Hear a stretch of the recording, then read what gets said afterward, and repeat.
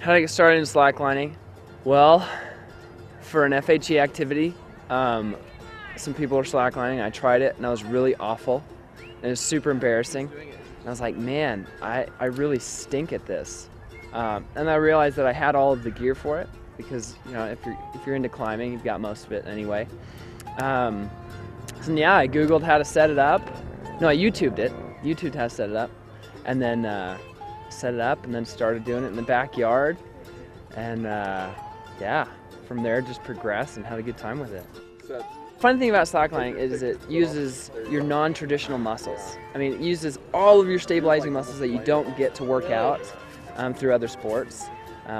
So a lot of like yoga people approach us and they're like, oh man, this would be great for like the core and the synergy, and so they, you know, make comments like that. So yoga people kind of appreciate it for the balance and the you know, everything's just tight, right?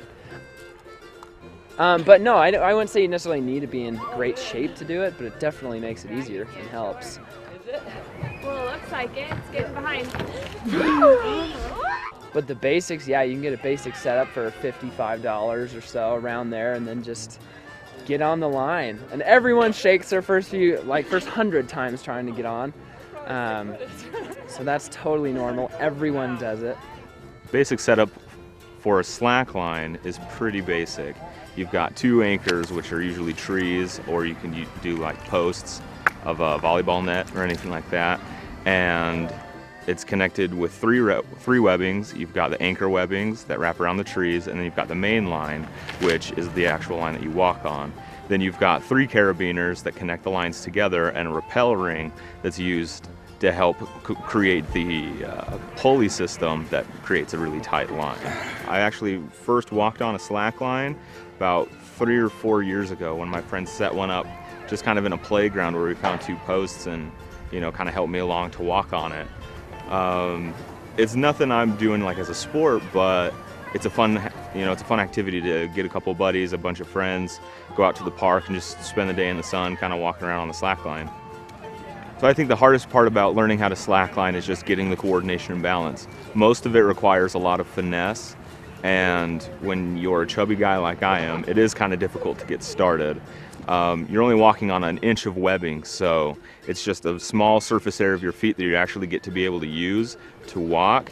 With a line also being slack, it bounces around, so you have to have a lot of tight control, but a lot of finesse to be able to kind of throw all that balance in, you know, so you don't get thrown around. Favorite part about slacklining is it's a competition against yourself. You know, you can compete with other people and it's fun and all, and challenging your friends, and that's great. But the fun thing about it is you try it a few times, and once you feel that incremental growth, it gets addicting. And you really, it's like, I know I can do this. You know, if you can take 2 steps, you can take 4. If you can take 4, you're halfway. If you're halfway, you can go the full distance, right? And so it's a fun just challenge for that. And then once you get going all the way, then you start turning, right? And then once you start turning, you try tricks or, you know, other things. So it's just a really fun challenge against yourself. And it's fun to be 23 years old and stink at something, because it's like, you know, we've grown up with ball sports and playing different sports, and so it's kind of unique to be absolutely terrible at something all over again. So once you get that going and then start feeling the growth, it's a pretty neat learning curve and just good time in the park.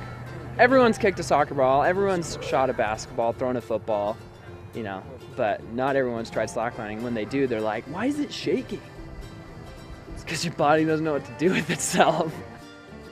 It's one of those sports that's like, I think it's like campground or campfire mentality, where it's something to do, where everyone else can just chill and socialize, but then it gives like structure to socializing and just having a good time. But it's fun to see, like lately, the weather's gotten warmer, so people start flocking to the park. You definitely see more slacklines. But I think it's gained popularity because it's just cool. It's inexpensive to buy it, and once you buy it, it's free. You can take it anywhere, and it's just a fun challenge against yourself. And if people haven't tried it, they're intrigued to try it. And I think it has kind of one of those kind of hippie granola like vibes that people want. I mean, that's kind of a growing popular idea and belief system of just people being more, I don't know, earthy, and I mean, it's kind of funny. Come on out to the park and have a good time.